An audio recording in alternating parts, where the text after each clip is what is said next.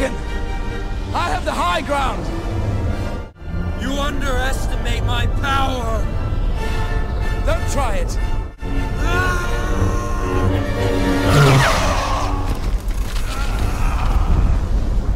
各位新年快樂啊吓！新嘅一年就祝大家身體健康先啦。龍年行大運，龍馬精神啊，日日都有好電影睇，呢個就最緊要噶啦。客氣說話就講到呢度啊。咁作為新嘅一年啊，就最興回顧翻上年嘅流程啦。咁小弟就喺上年嘅10月21號先開分 K-Movie HK 個 channel 嘅啫。咁啊同埋 upload 第一條片啦。咁呢個 channel 就意作小弟想同各位分享下電影，滿足下自己嘅分享欲嘅啫。咁所以今日呢條片啊，就想同大家分享下2023年我嘅年度10大電影啦。咁電影只係會專注喺2023年先喺香港上映嘅電影啫。咁啊，好似阿凡達嗰類2022年跨年放到去2023年嗰啲電影呢，就唔會計算在內噶啦。咁啊，即刻開波先啦。如果計埋重睇嘅電影嘅話，我今年係睇咗243次電影，而當中係171次係入戲院睇。咁今年上映嘅電影就睇咗118套啦。咁喺呢118套入邊，我嘅第10位就係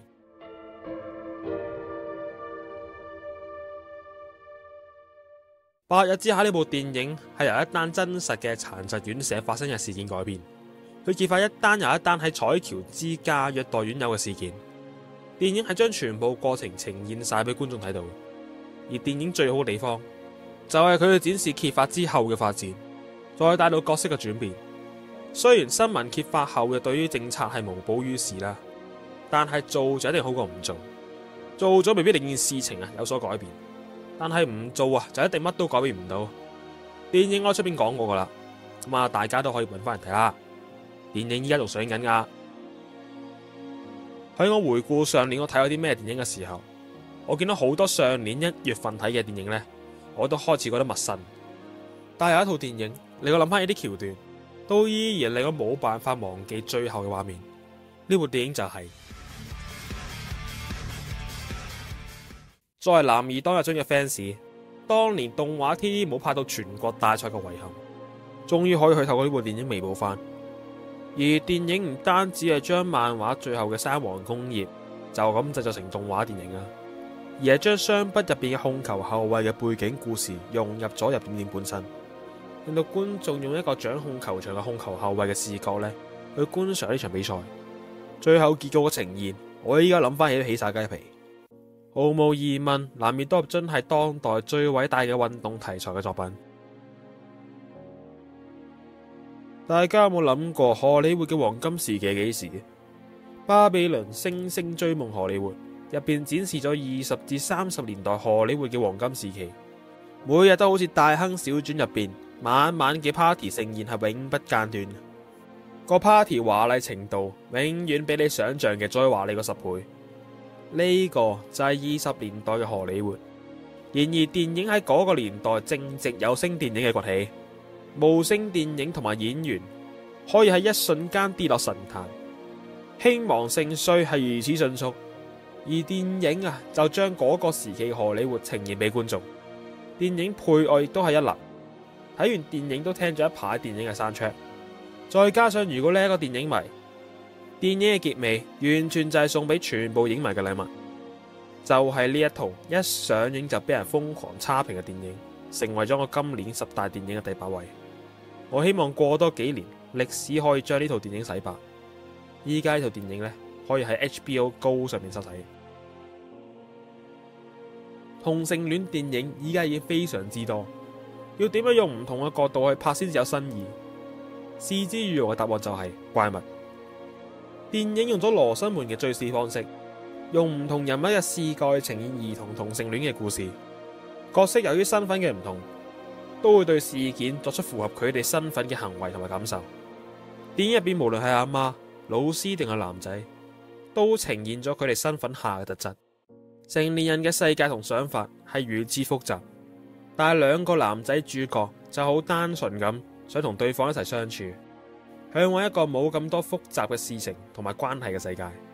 是枝裕和加坂元裕二加坂本龍一嘅組合有幾犀利，就要睇下怪物。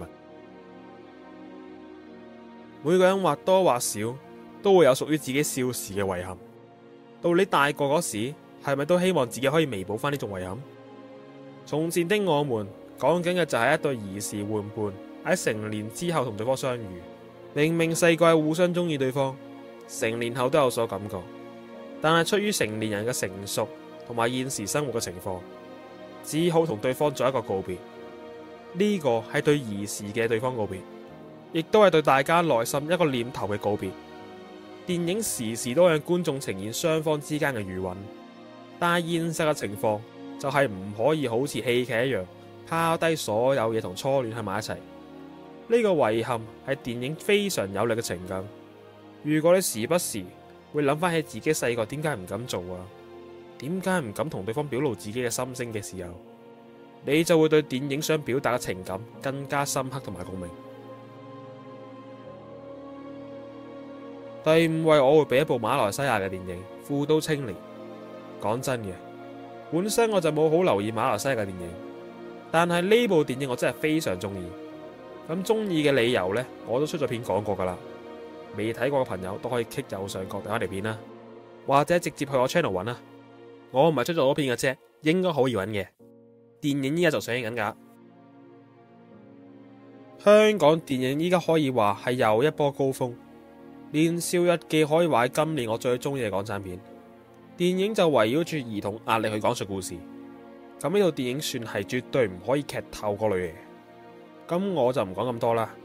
而且我第一條片就係講年少日記，大家都可以揾翻嚟睇嘅。而電影帶俾我嘅情緒，可以話係我睇過咁多套電影入邊最 touch 到我嘅。雖然電影入邊嘅處境呢，可能我哋冇太多經歷啦，但係經過電影嘅鋪排，帶出嘅情感係非常有力嘅。依家仲上緊噶，如果依家都未睇嘅朋友，真係好好把握機會入片院感受啦。依家超級英雄嘅電影可以話係跌落谷底，一成不變嘅題材同埋劇情已經吸引唔到依家嘅觀眾。但係就喺今年呢個超英電影俾人唾棄嘅時刻，有一部超級英雄電影打破咗傳統超英嘅故事框架同埋製作，用一個煥然一新嘅呈現手法同埋講故事嘅角度去講一位超級英雄嘅故事。毫無疑問，佢就係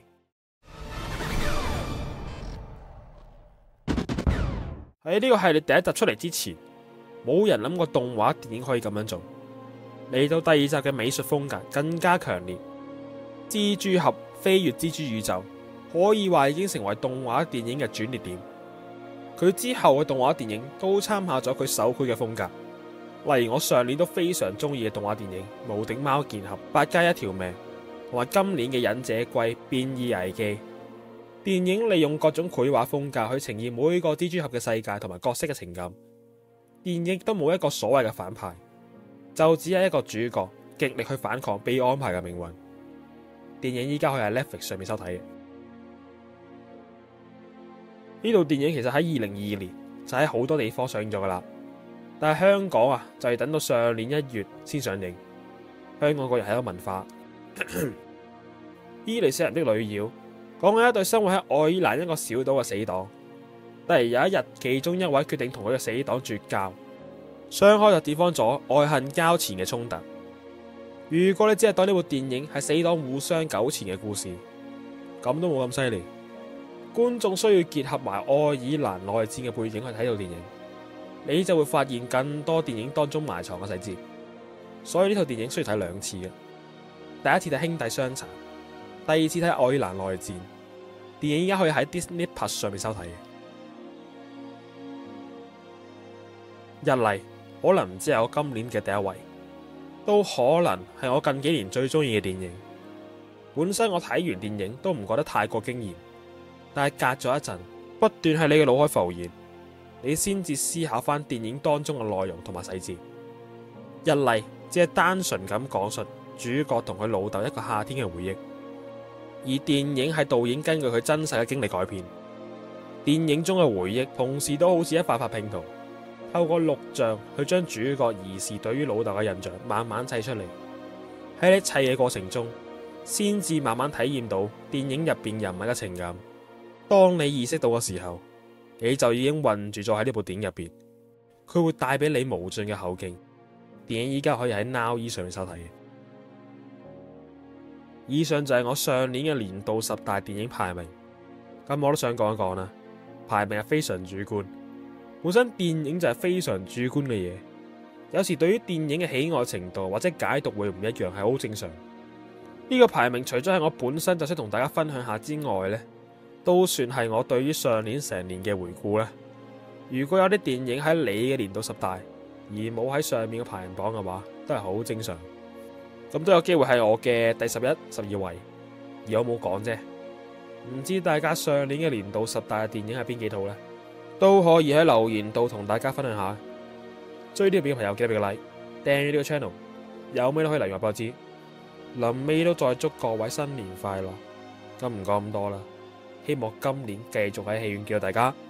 我哋戲院見。